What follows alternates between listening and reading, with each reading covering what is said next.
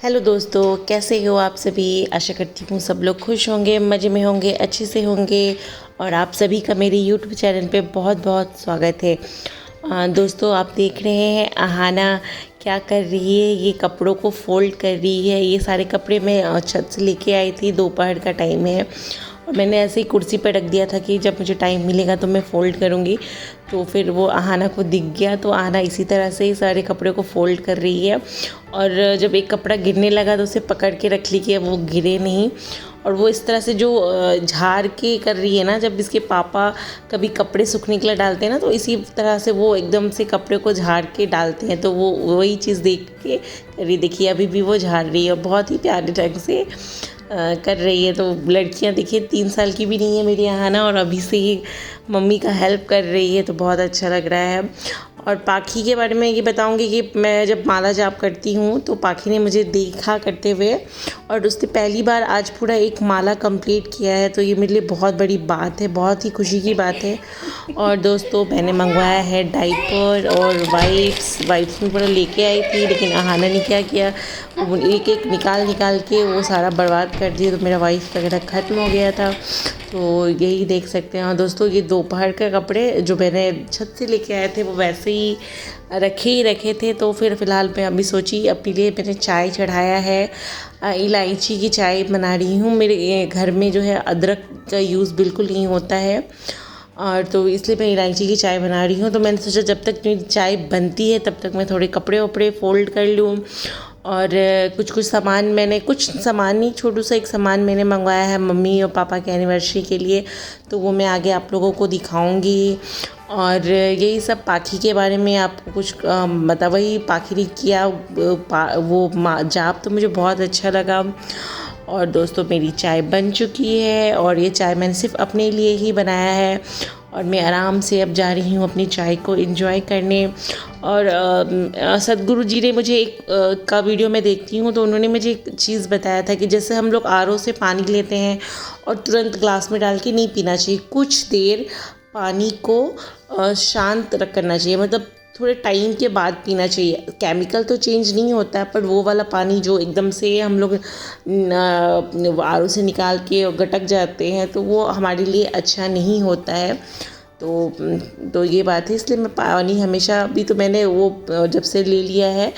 Hello friend, तो मैं दिखाती हूँ कि मैंने क्या मंगवाया है। मेरे मम्मी पापा का एनिवर्सरी आने वाला है, मैंने आपको बताया था।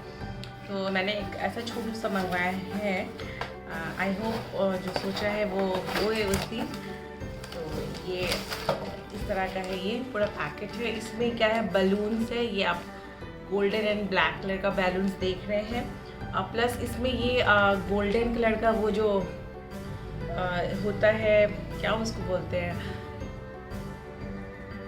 एकदम लंबा लंबा सा, जो भी उस दिन आप इसमें है या नहीं है मैंने नहीं पता, और कुछ लिखा होगा मुझे एक्चुअली उसका नाम नहीं पता है। प्लस इसमें हैप्पी एनिवर्सरी इस तरह से लिख के वो भी है। तो ये इतना चीज़ है। तो आई होप, क्योंकि मैं ये वाला काम कभी नहीं करती हूँ, तो शायद अच्छे से हो जाए, भैया कर दे अच्छे से।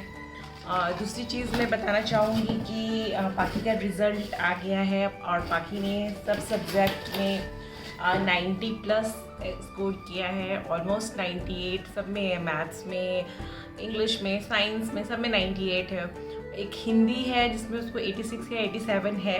बट ये एग्ज़ाम घर पे हुआ था, तो इसके लिए मैं बहुत ज़्यादा खुश नहीं हूँ, क्योंकि थोड़ा बहुत मैंने हिंदी उसको हेल्प किया था, बाकी सब्जेक्ट उसने खुद से किया था। अगर ये एग्ज़ाम स्कूल में होता तो मैं श्योर थी कि पाखी 85 से 90 के बीच में तो डेफिनेटली स्कोर करेगी, क्योंकि उसकी तैयारी उस तरह से थी। हाँ, 90+ हर सब्जेक्ट के लिए मैं नहीं कह सकती हूँ कंफर्म, लेकिन 85 से 90 के बीच में वो ज़रूर उसकी तैयारी उतनी अच्छी थी।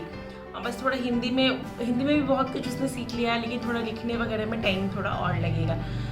2 चीज़ हो गया, मैंने बता दिया। मेरा घर जाना का अभी प्लान फ़िलहाल नहीं है, डेट फिक्स नहीं है। जैसे मेरे हस्बैंड को छुट्टी मिलेगा, क्योंकि ये मार्च ख़त्म हो जाए तो थोड़ा वो रिलैक्स हो जाएंगे, उसके हिसाब से फिर वो अपना आएंगे और फिर मैं उनके साथ चली जाऊंगी। चौथा, मैंने सोचा है कि अभी मैं घर जाऊंगी ना, तो उन्होंने मुझे नेपाल घुमाया नहीं था ना, मैं उसका बदला लूँगी और एक 2-3 जगह तो पक्के से घूमूंगी। अभी मैं कुछ नहीं बोलती हूँ, जब घूमूंगी तो आप लोगों को ज़रूर दिखाऊंगी, बट मैंने सोच के रखा है। एंड उसके बाद क्या था ना, मैं चौथी या पांचवी चीज़ बताना चाहूँगी। हाँ, बुक्स के बारे में बताना चाहूँगी आप लोगों को। मैंने बताया था ना कि मैंने भगवद गीता ऑर्डर किया, वो किसी और को डिलीवर हो गया और मुझे नहीं मिला। फिर मेरे ऊपर जो एक रहती थी, उन्होंने मुझे वो बुक दी थी। तो फाइनली जो मेरा मिसिंग बुक था, वो उसको फिर से उसने जिस भी मैंने सेलर से लिया था, उसने मुझे भेज दिया है, वो मेरे घर आ गया है। तो वो ऐसे ही पॉलीथीन में रैप है और मैंने सोचा है कि मेरे जैसे कोई और जिसको गीता चाहिए होगा उसको मैं गिफ्ट कर दूँगी। बट वो मुझे पता नहीं वो कौन है। जो भी मुझे ऐसे इंटरेस्ट थोड़ा भी दिखाएगा या फिर उसको पढ़ना होगा, तो वो बुक मैं उनके लिए ही रखूँगी। वो मैंने सोचा है वो मैं किसी को गिफ्ट ही करूँगी, लेकिन किसको करूँगी वो मुझे नहीं पता। चौथी बात, मतलब चौथी नहीं, पांचवी बात मैं बोलना चाहूँगी कश्मीर फाइल के बारे में। लोग नहीं बात कर रहे हैं।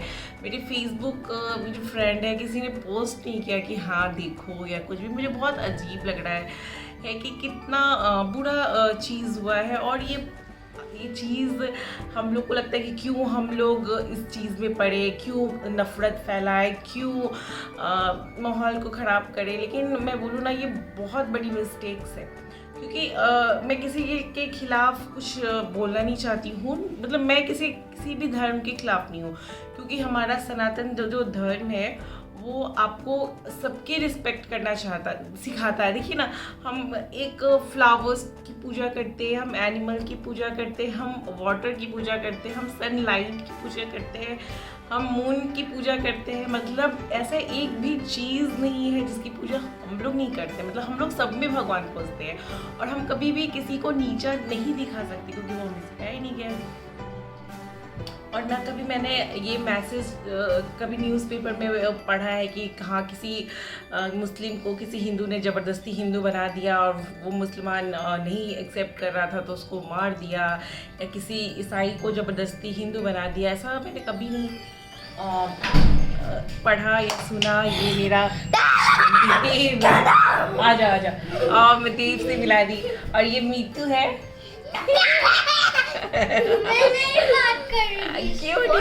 तो ये बहुत ज़्यादा बदमाशी करता है। ये छोड़ो इसको छोड़ो।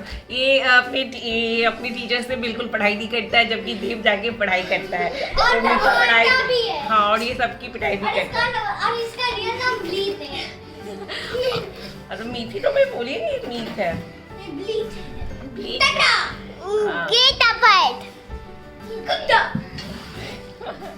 बट जो मुस्लिम है, देखिए मैं पहले भी बोल दी, मुझे सबके लिए रिस्पेक्ट है।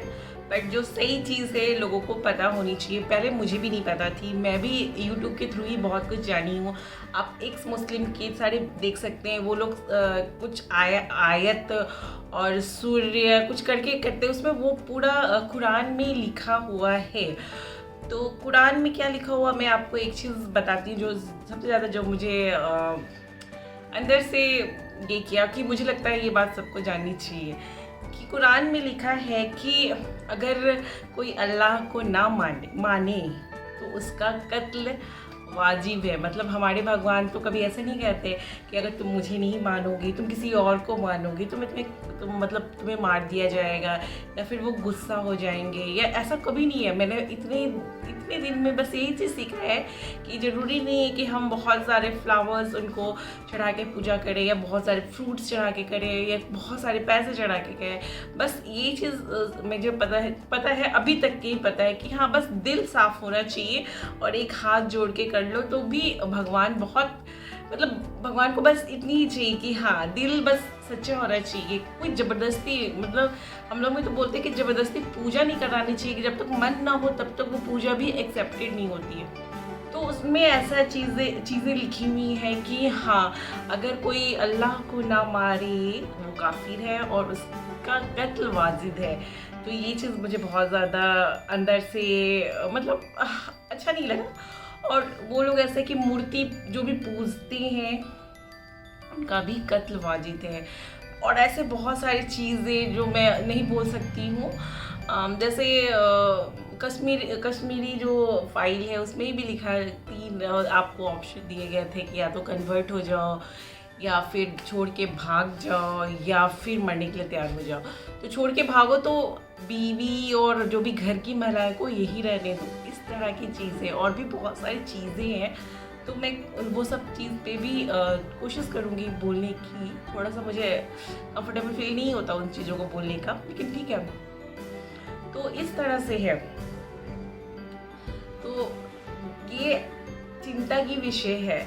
पता है जिस दिन इनकी संख्या, देखिए मैं अभी भी बोल रही हूँ, मुझे कोई प्रॉब्लम नहीं है उनसे, उनके समुदाय से या किसी चीज़ से, लेकिन जिस दिन इनकी संख्या हम लोगों की संख्या से बढ़ जाएगी ना, बिल्कुल पाकिस्तान जैसा हाल, बिल्कुल बांग्लादेश जैसा हाल यहाँ भी हो जाएगा। जैसे कश्मीर का हाल हो गया है, आप पश्चिम बंगाल का देख ही सकती हैं। अभी 10 लोगों को जिंदा जला दिया, घर में भगा रहे हैं लोग, हिंदुओं को भगा रहे हैं। ये हिंदुओं का देश है और हमारा ना मतलब इतनी जगह से ऐसे शिवलिंग मिलता है, ऐसे ये मतलब मूर्ति मिलती है मतलब ये सिर्फ इंडिया में ही नहीं है, अखंड भारत में नहीं, इससे भी बड़ा है, बहुत बड़ा है। मतलब बहुत जगह, इंडोनेशिया में, पता नहीं कहाँ, अफ्रीका में, खुदाई में ऐसे मूर्ति मिलते हैं, शिवलिंग मिलते हैं। और मैंने कुछ मंदिरों को इतने बेरहमी से तोड़ते देखा है, और वो तो बहुत साल पुराने की बात है, ये अभी भी करते हैं। तो बस यही है। और लव जिहाद का तो भैया आप लोग सुन ही चुके हैं, समझ ही चुके हैं, जानते ही हैं कैसे लव जिहाद झूठ बोल के, नाम बदल के लोगों से मिलते हैं, शादी करते हैं, फिर मार देते हैं। और क्यों करना उनसे शादी? मैं बस यही जानना चाहती हूँ। हम लोग अपने हस्बैंड को शेयर नहीं कर सकते हैं, कोई नहीं कर सकता है। उन लोगों में 4 बीवियाँ रखने का परमिशन है, लड़कियों को नहीं है, लड़कों को है। तो क्यों करना है ऐसे?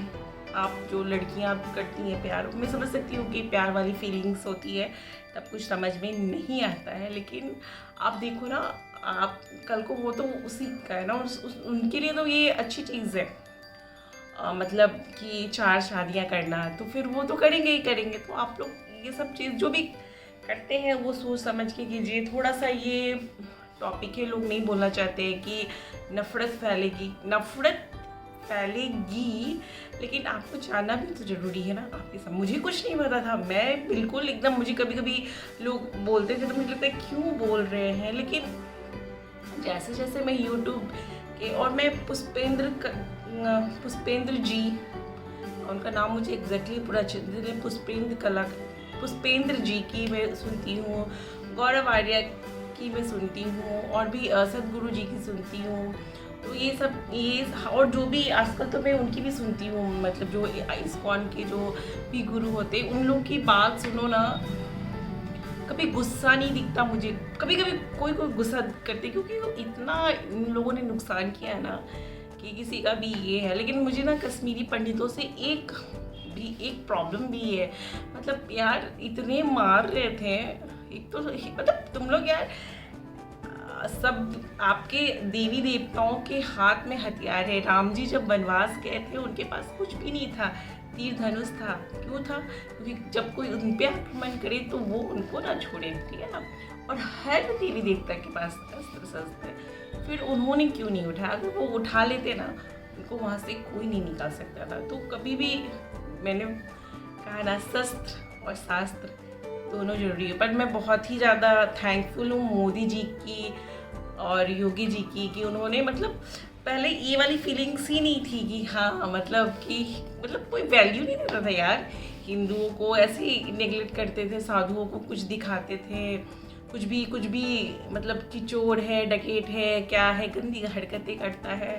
इतना अपमान होता था, इतना ज़्यादा, और हम लोग सब लोग सह लेते थे, मतलब हमें कुछ फ़र्क ही नहीं पड़ता था सीरियसली। अभी मोदी जी ने भारत का पोजीशन बहुत अच्छा बना के रखा है।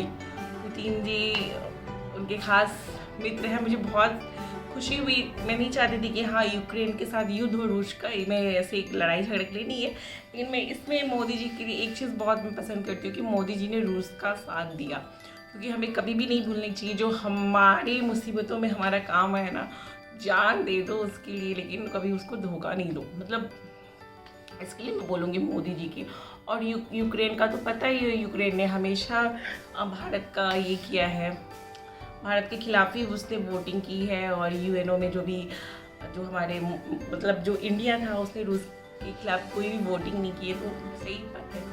बस ज़्यादा नहीं बोलूँगी, लेकिन बोलूँगी ज़रूर, क्योंकि मुझे लगता है लोगों को जानना चाहिए, सतर्क होना चाहिए। बहुत कुछ हो रहा है, सामने से हो रहा है।